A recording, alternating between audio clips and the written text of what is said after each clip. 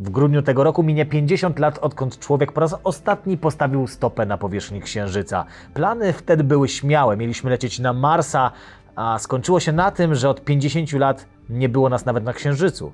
Co się stało i co musimy zrobić, aby wrócić na Księżyc i polecieć na Marsa? O tym porozmawiam z Artemis Westenberg, z dyrektorką, prezeską Explore Mars Europe, czyli organizacji, która dba o to, aby ta nasza podróż na Marsa w ogóle się odbyła. Okay, Artemis, in December this year we will have 50 years since we were on the moon, since people were walking on the surface on the moon, and you know, the plans were big. First moon, then Mars, and Yes.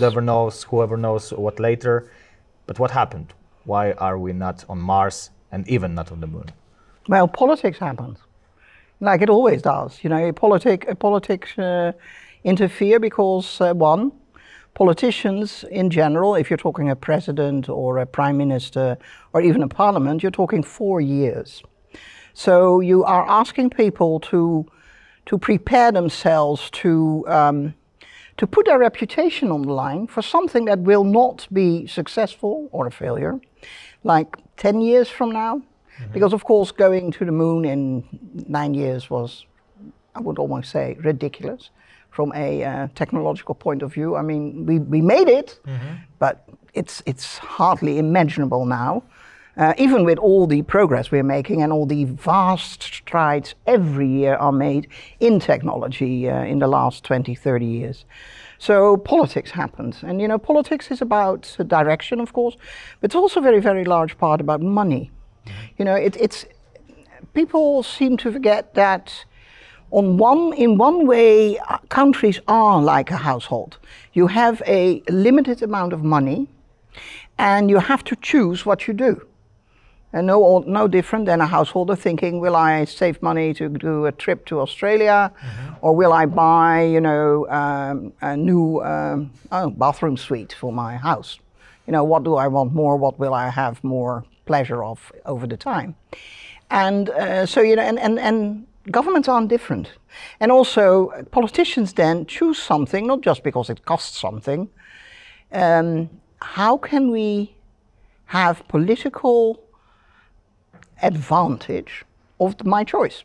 And of course that advantage needs to be soon, you know, within your political leadership time slot, which probably is 4 years, perhaps 8. But you know, when you're in your first 4 year, you don't know whether you will get the second. So we had Constellation, we have Flexible Path to Mars. They are changing it because they want their own missions? Yeah, and it's also, you know, this costs money, and the audience in general will balk at the idea that it costs money. Also because there was, and there still is, an enormous inflated idea of what space costs. Space in 2017, if you looked at the complete federal budget of the United States of America, and you compare that to how much the space program of NASA costs, and that's including all the programs to help new businesses, to get study grants to kids, to help schools do more STEM, more science. So it's, you know, it's everything. It's also, you know, Pioneer and Voyager, which have been going on for a long time. All this is less than half a cent if you think of the total federal budget as a $1 billion. And so people think it's like a quarter of that dollar, or at least 10%. And it isn't. And because of that, people feel that if I choose to do space, especially with the idea of the general public thinking that I'm now squandering the money that I should be using to help their parents, to help education for their kids or their cousins or whatever, their nephews. And so they feel they have no agency to make this choice. That's where I come in. As you know, I'm not a rocket scientist. I don't build machines. I'm not a geologist. I'm a historian and I'm a lobbyist. And so what I do is I look at a problem like this and I think, how can you change the needle? How can you make them see that it could be advantageous for them and for the whole population? But, so let's start with the politician. So they feel that they can't do it because it's too much money and their voters will think they are squandering money and they will not re-elect them. Mm-hmm. Now, the only thing to do now is to tell the voters that they're wrong. And of course, you don't tell the voters that they're wrong because then they will never listen to you again. So what we did, Explore Mars Incorporated, we organized a scientific national survey. We hired the right organization to do a survey like that. We hired an organization to help us pose the questions. But there was one thing we were adamant that should be part of the very first start of that survey, which was of course done online. We're talking 2013. We wanted people to have the opportunity to express what they thought was the percentage of NASA's budget compared to the federal budget. And there was a slider. They could slide between 0 and 6. They got to, on average, to 2.47, so 2.5. Now, at that particular moment of time, when we asked in 2013, it was 0.43, so not even half a cent on the dollar. And the moment, and the nice thing, of course, if you do a survey, that's not paper, but, that's online, the next window people get, it will then tell them it's 0.43. And then you start asking questions. And what that did, it gave the audience that replied to this survey the leeway and the advantage of knowing how much money they were really talking about and whether it would be bad for the education of their kids or, the roads in America or whatever they were talking. And so they felt that they could now freely express what interested them.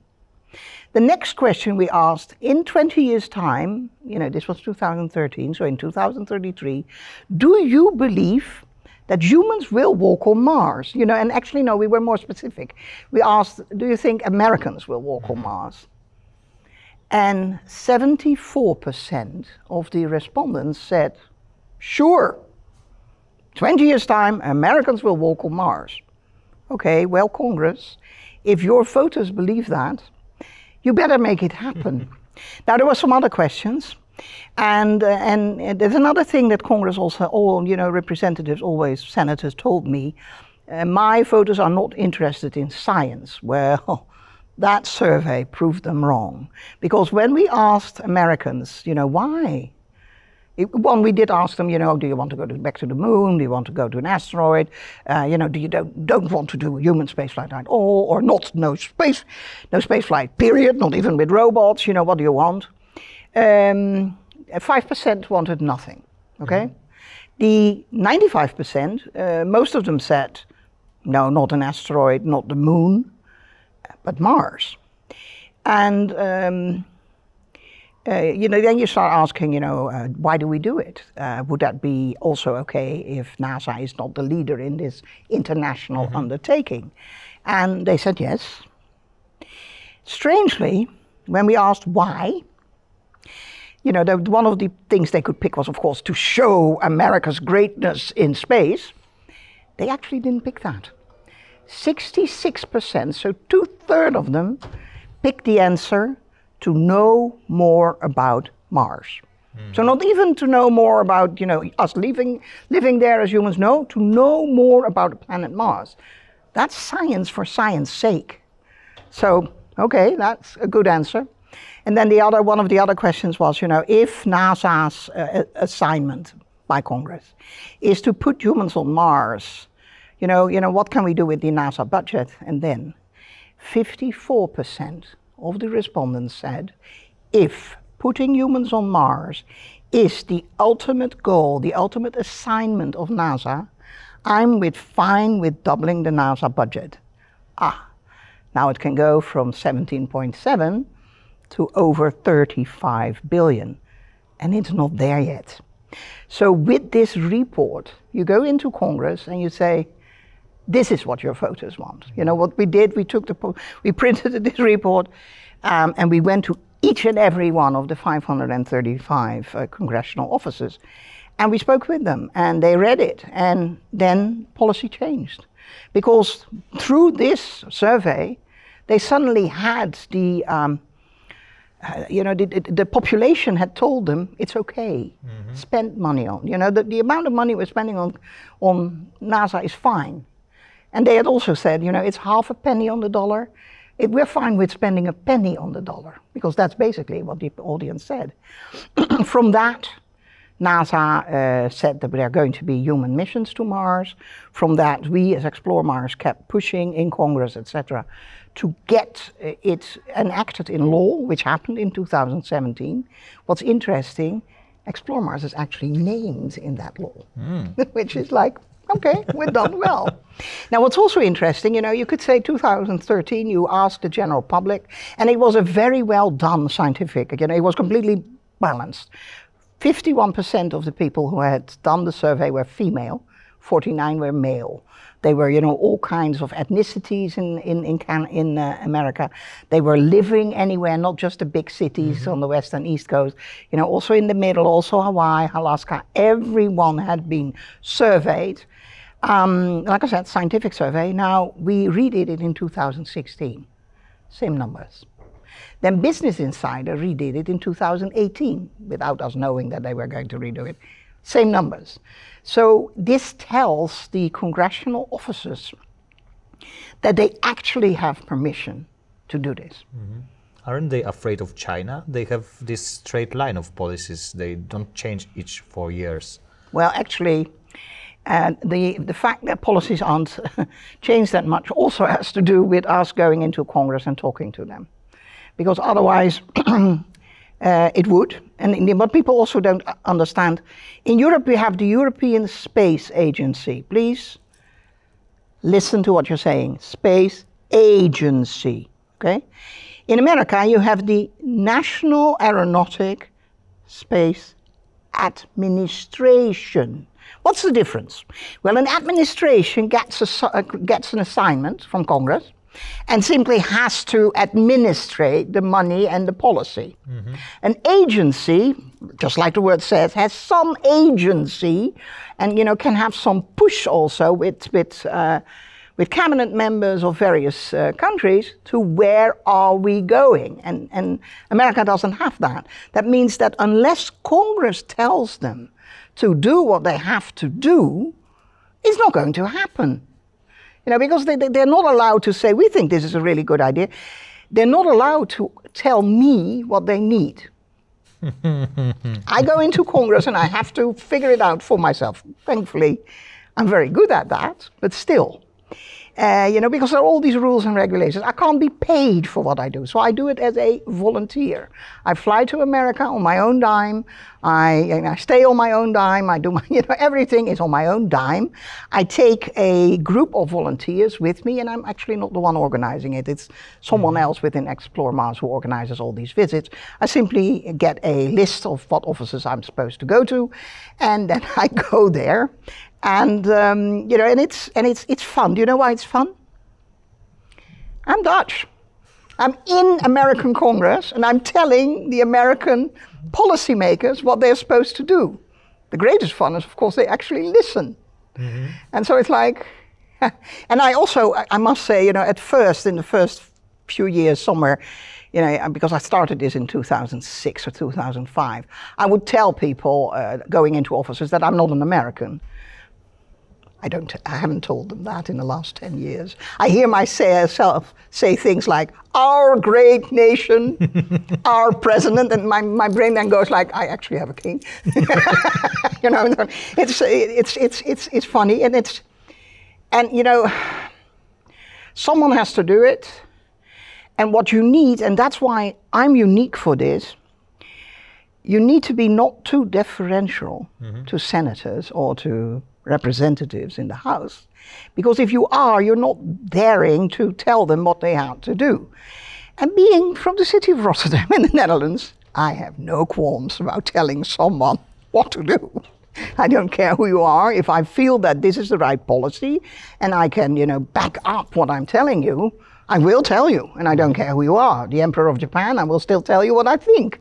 You know, and not because I want to be impolite, but because I feel that every citizen of this planet is entitled to her or his opinion, and to also voice that opinion. You know, I come from a democracy, a real democracy, where I could say awful things about the king right here on stage, right here on camera, and I wouldn't be put into jail, because, you know, I'm entitled, as long as I say I think, and then say whatever I want to say, I'm entitled to my opinion. That's what democracy is. So you do this. It works smartly, slowly. And you were talking about, you know, Constellation, and they changed their mind. Well, in one of these rounds before 2013, I went into Congress, and they were still talking about, you know, changing the plans again. And I remember walking into a senator's office, and the chief of staff came out, and, you know, he was supposed to talk to us. And he said, I really have very little time, really very little time. And I said, that's fine. I said, pick a destination, pick a vehicle, stick with it. And I stayed silent. And he was expecting me to say more, but I didn't. And he said, that's it? I said, yeah, that's it. And of course, I want you to pick the destination Mars and not the moon. Let's be clear about that. But I can live with you picking the moon, picking a vehicle, you know, a architecture to get us there, and sticking with it for the next 10, 15 years, instead of changing your minds every so many years, throwing away all this money. And we're not going anywhere. We're not closer to the moon or Mars by doing that. So yes, as far as I know, he spoke to his senator, and he probably literally told him this, because I know that Congress then decided that, yeah, let's, you know, pick a destination, pick a vehicle. And even it wasn't still not going to Mars at that particular moment in time, at least they were no longer, you know, trying to build something and then throwing it away, which was, progress as far as I was concerned. So, you know, if you're talking about why 50 years, like I said, politics, and someone had to kick them into shape. And I happened to come along because someone organized these meets at the congressional offices, and I happened to be in Washington for a Mars conference, and I said, oh, that's interesting, and I went, and I actually took my kids, my two daughters. I put them in a nice shirt, a nice blouse and a jacket, and of course jeans. I mean, they were young. They were, I think, 12 and 16. And I took them with me to all these offices, and of course they were grumbling, oh, we're not going. Now they're 28 and 32, and they say, that actually was really interesting, because they saw something that very few people see, even Americans, let alone if you're not an American, like you're Dutch. They've seen how it works, and, you know, and no American thought it was strange, because they probably thought those were my interns. I didn't tell the officers this were my girls. I just, you know, had two young women with me who were, you know, also doing the rounds. And so you do this, you think, oh, this is fun, you know, I can make a difference, because all my life, you know what my motto is: one person can make a difference, and therefore should. Here again, I felt that I could make a difference, so why not do it? And if you do these rounds, you get these people that come back as volunteers every year. And, you know, it's kind of like a big extended family, and it's fun. And, you know, you get some of the offices you do often. You know, Adam Schiff is an office which I've done often. And, you know, and it's because we always were, of course, I don't have a senator, I don't have a representative. And I said, well, I'll pick Adam Schiff, I like JPL. You know, that's my representative.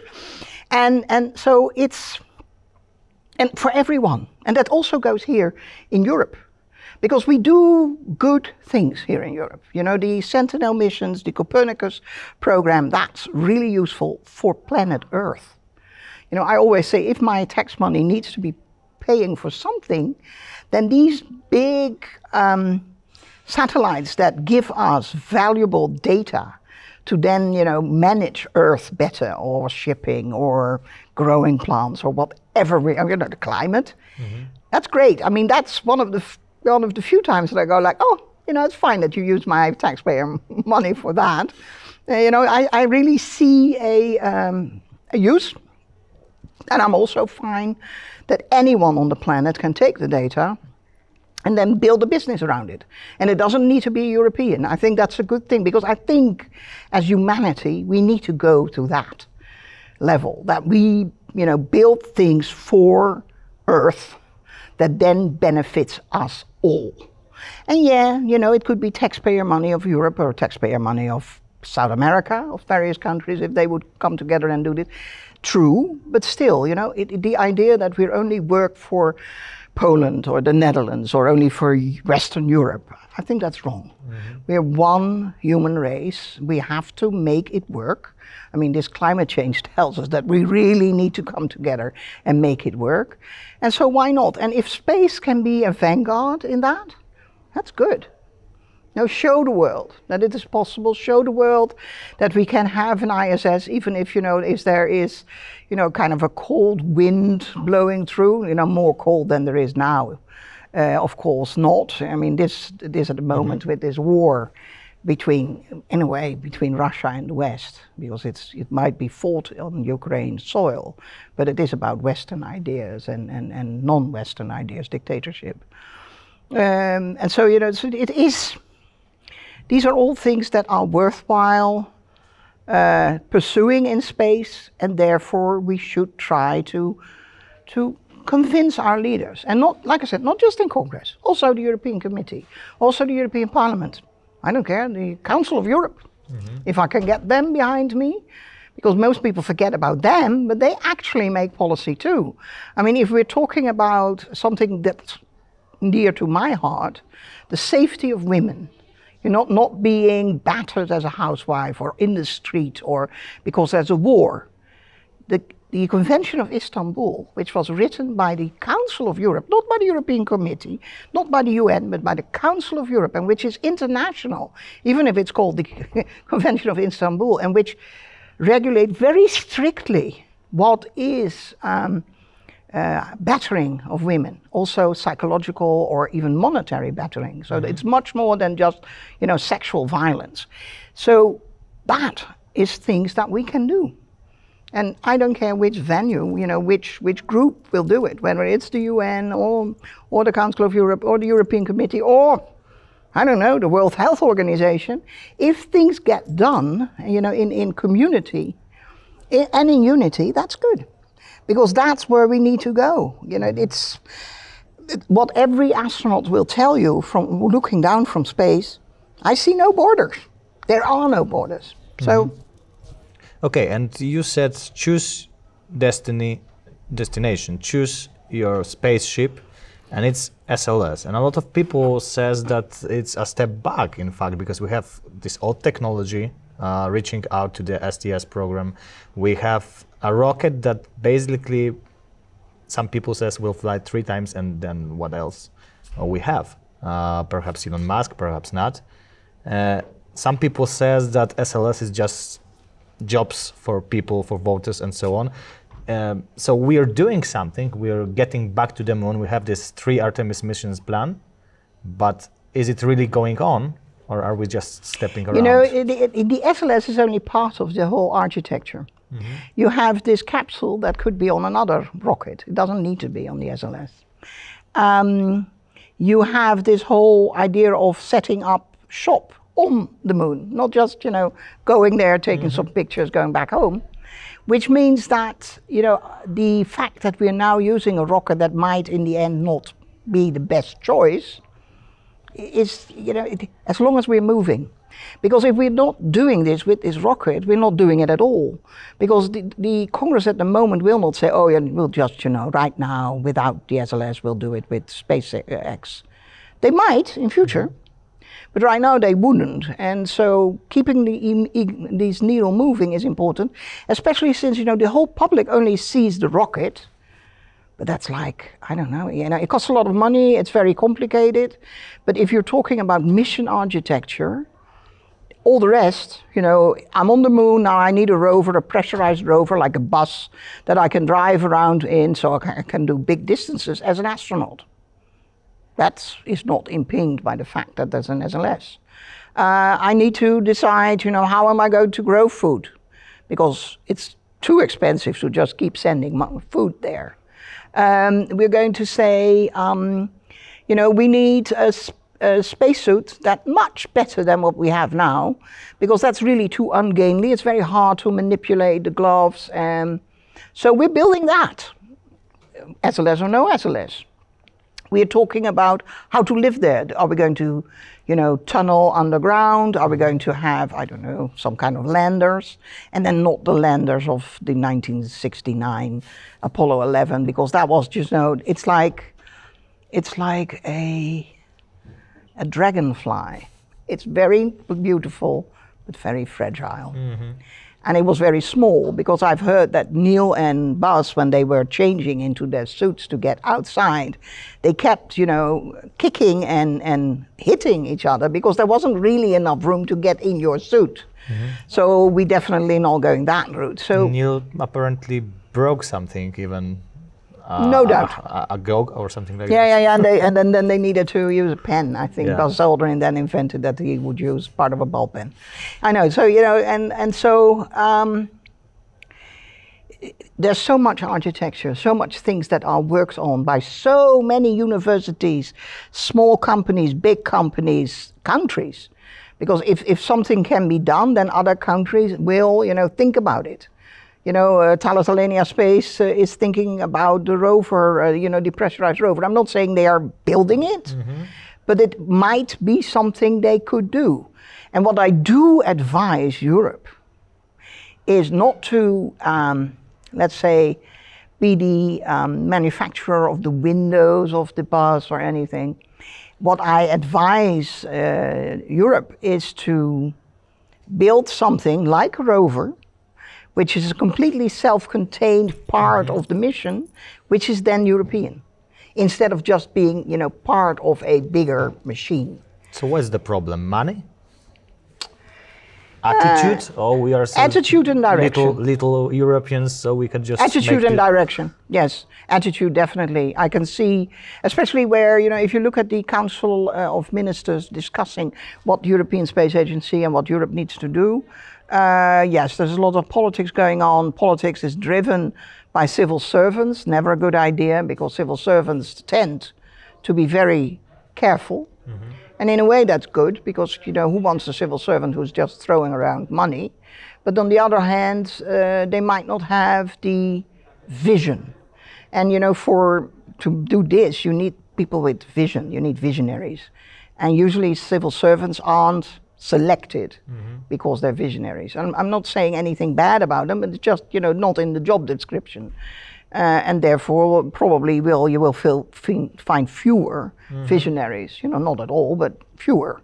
So that's one of the problems. And of course money. Yes, certainly. But you always see that if there's money needed, that the politicians feel that they can shine with. Ukraine or whatever, and suddenly there are millions, billions even. And if they think, they can't really shine with it, then there's no money. So it's more about political posturing than the fact that there's no money. Also, I did say something about that, a country is like a household, and on the other hand, it isn't. If I take out a loan to build myself a house, I have to repay the loan. If a country takes out a loan against its own people, it actually doesn't need to repay it. That's a fallacy in how you see economics of scale of a country. Mm-hmm. It's just an investment in the future. And what we have seen over the every time that we do invest in countries, and I'm not talking right now, but even 30, 40 years ago, the moment you spend a lot of money, even a New Deal in America, much longer ago, you spend money on projects so people have jobs, and the jobs will create other jobs, because if I have money, I can now buy a steak, or vegetables, or a new bicycle, or you name it. If I have no money, I won't do that. So there will be no baker, no bicycle repair shop, etc. And so the fact that the moment you start investing money and the multiplier effect, that's real. And that actually is also something that happens with space. Every dollar, every euro spent on space comes back at least fourfold. Because everyone that builds something, some tiny bit of the SLS, then pay salaries, and these salaries go into, like I said, grocery shopping and study for the kids and whatever. It means that you're just funding the fact that the society is thriving. It's not just, you know, that little bit that you have built. It's that community that's thriving because of it. So in that sense, politicians need to be more forceful, but many of them aren't. Because also, if I say visionary people are rare among civil servants, they're actually very rare among politicians as well, because most politicians are very afraid not to be re-elected. And while they're in the process of their first election, they try to, you know, be in the middle ground of a lot of stuff, because otherwise they feel they wouldn't get enough votes and they won't be elected and they won't. So, you know, and that's a real fear, and it's not strange that they think that way. Conformism appears. Of course. And so, you know, being brazen enough to say, I do this, I don't care what you think. You know, if we're talking SpaceX, we're talking Elon Musk, and I think as a man, there are things in his personality that I find troublesome. And I've found troublesome even 20 years ago, not just now. But what he does have for him, that if he feels like he needs to do something, he's going to do it. And yes, he might fail miserably, but he's going to take the risk. And, you know, and he's going to brazen it out until he really fails. And that's good, because I think an entrepreneur needs to say, oh, I believe in my product and I'm going to go it. And yeah, the first few years I won't have profit. Look at Amazon. I think they didn't turn a profit for the first 6 years. So, you know, that's important. And the fact that he's there makes politicians and Lockheed Martin and Boeing and ULA and Aerojet Rocketdyne jittery, because hey, look here, there's new guy on the block. And he is making things happen. And no, he's not always successful, but neither are any of the other companies. I mean, space is hard, very hard. And so mistakes happen. But do they consider him a threat or even take him seriously? Because let's look at Boeing and his Starliner. And as I see it, they are just doing it like a side project, and if it will work, it will work. If not, the money was taken, you know, and it looks like that. Dragon is going to space, Dragon is taking astronauts, and Starliner... Yeah, that's a taxi. Dragon is a taxi. Yes. Which we needed, so... Starliner also is a taxi. Should be a taxi, but it's a taxi in a garage, you know. No. Yeah, it's very big also, you know, Starship. Yeah, the thing is, go back, 2002. There's this man who wants to go to Mars himself, because that drove him. That's, I know, absolutely certain that that drove him, because I know the people that spoke to him at that very first conference where he was going to talk about Mars. And they asked him, you know, why are you interested? So this is it. Then people said, you know, we're not going to sell you, the Russians, they're not going to sell him a rocket to do it. They thought he was crazy, they laughed. He was angry. I would have been angry, so I fully understand. He went back and he started SpaceX. And yeah, so, you know, everyone said he's crazy, he's never going to make it. Well, we're 20 years later, and he does have the Dragon, and he does have, you know, his Falcon, and so, you know, it's not that crazy. I mean, if you push and if you find the right people to help you realize your dream, your vision, you apparently can get a long way. And yes, again, not everything will be successful, but nor is Boeing successful in everything. I mean, weren't there those airplanes that had a big problem? I mean, they've been building airplanes for a long, long time. So it's you know, it's all the technology, it's hard, mistakes can be made. So yes, perhaps they are laughing at him. But on the other hand, they aren't laughing at him, because his rockets are much cheaper to put anything into orbit, which means that if I have a couple of satellites that can be launched on his rocket, I'm going to look at him, because, you know, in the end, if I'm a satellite builder, I'm going to try to, you know, not spend too much on the launch. The rocket is reliable. also very reliable, because whatever you say about him, that's reliable. And so right now we have Starship and we think that's not realistic. Well, 20 years ago his small rockets weren't realistic either. So who knows where we are 10 years from now. And this is another question. Is Mars available only for big agencies like NASA, administrations in this case, like ESA? Or is it realistic for Elon Musk to put people on Mars someday? It depends. You know, if you do that, you have to really plan how they live, how they eat, how they produce their clothes and everything. It's not impossible, I think. You know, saying it's impossible is saying that humans aren't smart enough. And I'm not talking about Elon, I'm talking about the humans we're putting on Mars. So I don't think that's true. I think that there is a possibility that it will work. Whether it will work the way he is telling the world now, I don't know. Yeah, the thing with Elon, and many people don't understand that, he goes to the IAC, I think it was, or the IACDC, I don't know what it was, one of these big conferences. Then he holds a speech and everyone says he's crazy. And then I think, no, you hear a visionary given a vision of the future. He doesn't say this will be done in 2025. He says this is going to be done, and people then pressure him for a timeline, and he gives some timeline, and that timeline is probably too short. And then people say he doesn't know what he's doing, and then I think, no, you were expecting a timeline that wasn't in the age of your grandchildren, so he gives you what you're seeking. That's not the same thing. It doesn't mean that Elon really himself thinks that he can do it in the next 5 years. It means that he understands that his vision, to keep it moving, that he might need to make, you know, false promises on the timeline, but not so much on the product. And so, like I said, these are things that people seem not to understand. That, you know, there's a difference between giving a visionary speech and saying, oh, we're going to do that in 2 years from now. It's not the same. You know, and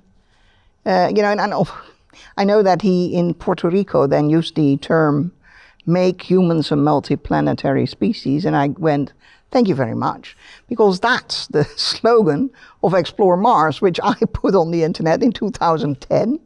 And I didn't think of that myself. It's a quote taken from Arthur C. Clarke, who said that whether humans will be able to live, you know, to be multiplanetary species, will be proven on the highlands of Mars in the 21st century.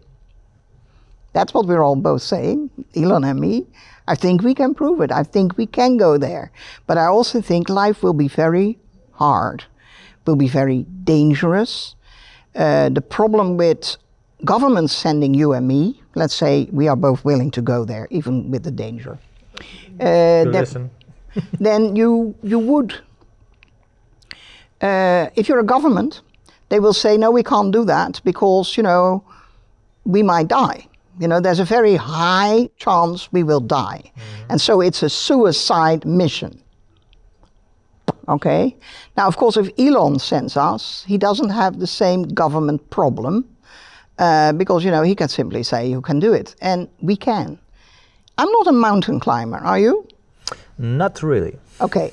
But if we now here on this stage today decide that we are going to climb the Mount Everest and we're going to find, you know, GoFundMe to make it happen because it's expensive, then we can do it.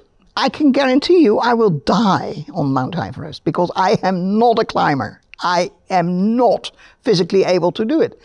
Still, nobody will keep me from it, although they are trying to make laws that it would not happen. So that's okay. A suicide like that, you know, you and I can decide. But if we go on a one-way trip to Mars, where we might live 2 years, 2 weeks, or 20 years, you know, because it's iffy, but not impossible that we live longer than just, you know, a few weeks, or even and that would be really little, but a few years. Then it can't be discussed. That's hypocrisy. Another thing that is hypocrisy, when it is a war, they send many people to die, and it's honorable. Yeah, and they know beforehand that there is a very high chance that 50% of the people they send will die. Even bigger than going to Mars. Oh yes, absolutely. Because the thing is, when we send people to Mars, we actually plan better. We actually plan better. And the other thing is, now you're talking war, but I always say, do you have any idea how many men, because it's mostly men that work there, die on oil rigs this week? 20. Something like that. Nobody says, take all the oil rigs from the ocean. Why not? Are those people that are dying not missed by their friends and relatives? Are those lives not valuable because they weren't astronauts? That's horrendous if you say that. And that's basically what you're saying if you say, oh, we can't take a risk if it's astronauts. And also the astronauts that would be going, none of them would be forced to do it. It's not like we're saying, you and you go. A bit what is happening actually to soldiers. Your unit, you go to the front line now. And so this is a silly idea that we can't do this because it's a suicide mission.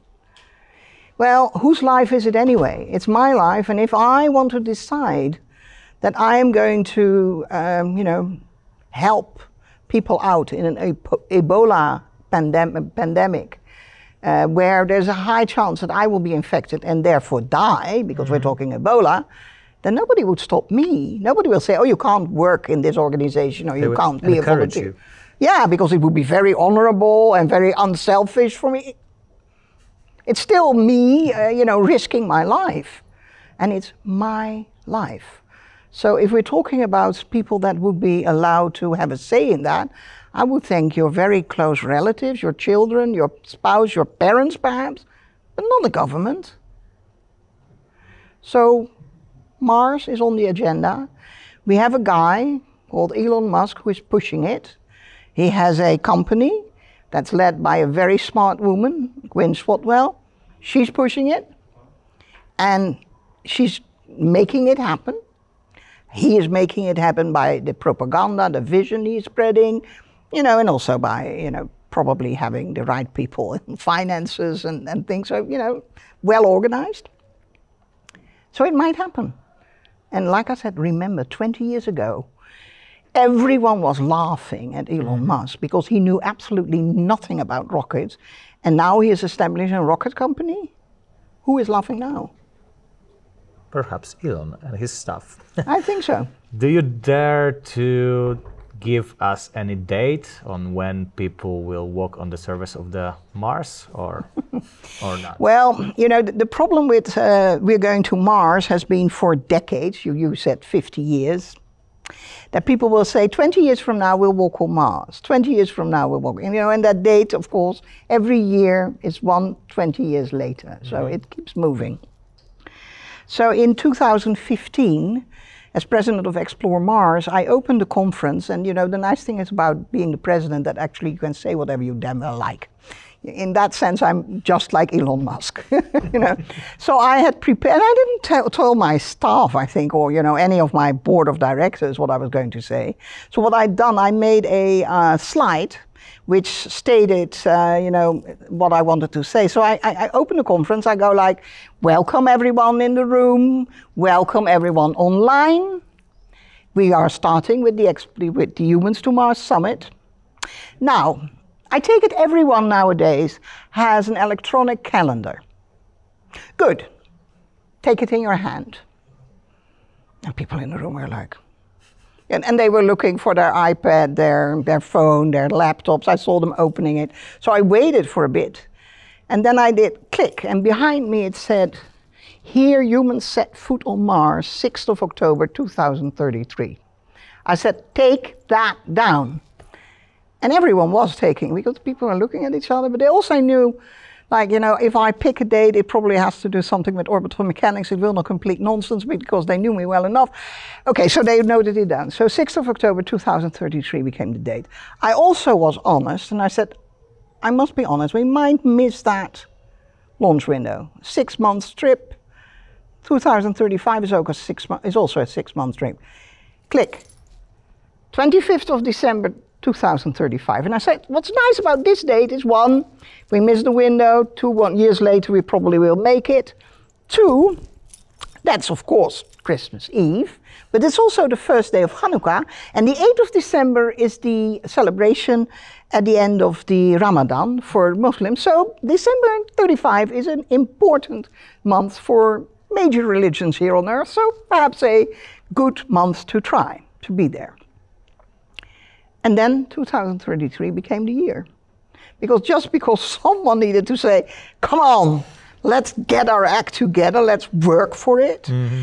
I convinced Congress that aiming for 33 was a good idea because of the opportunity. If you missed the launch window, that 2 years later you still could go, and you weren't throwing away all the money you had invested in all the architecture of and the infrastructure of the mission. So who knows? I'll keep pushing. And we can't tell it will be 2080, for example, because no one will have this power to do it. Nobody will start doing something. People will immediately stop building anything. You have to keep pushing every year. How far are we? Did we succeed in this? What do we need with that? Where's the problem? How can we solve that? Is there another country that has technology that can help us? Because very much Apollo was an all-American party. An all-American male party also, but an all-American party. I will be damned if Mars is just an American trip. It must be, if it says for all humankind, then all humankind must stand there on Mars. And I'll push for that. So I'll push for Europe to be part of this, not just robotic missions, but also this, human missions. And like I said, I don't care what you contribute as long as it is, contained, big enough, and that, the other countries can't stop you from building it and, making it happen. Selection of people, starting to train people, it should be international. And it shouldn't just be Europeans, Americans. Come on, the planet is a bit bigger than that. And especially nowadays, if you look at countries which we used to call underdeveloped, horrible word, but it's what we used. If you look now at education levels, then most of them, if not all of them, are on equal basis with us in Europe, with Americans. And some of them probably surpass the Americans because the school system there is abysmal. It's not great in my own country, but there it's worse because there's too much. If you're poor, you don't get the same education as if you're rich. And that's, of course, let's all go to Finland, I always say, let's do it that way. Why in Finland the education is in such a high level? I don't know.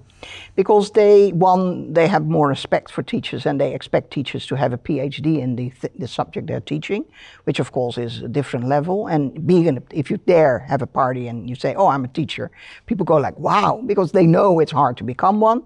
That's one, that's the background. The first thing that makes Finland so leading is the fact that if I'm rich as a parent, I cannot establish a school for rich kids. That's simply forbidden. So if I want my kids to have the best of this and the best of that, the only way to ascertain that is giving money to the public school my kids are in, which means that all the kids in that school will be helped. Yes. And, I think it's a good path if you want to go to Mars and if you want to get all the humanity in this, allegory, in fact, with this party that will land there and make it happen. So thank you very much for this conversation, and I hope you benefit from it as well.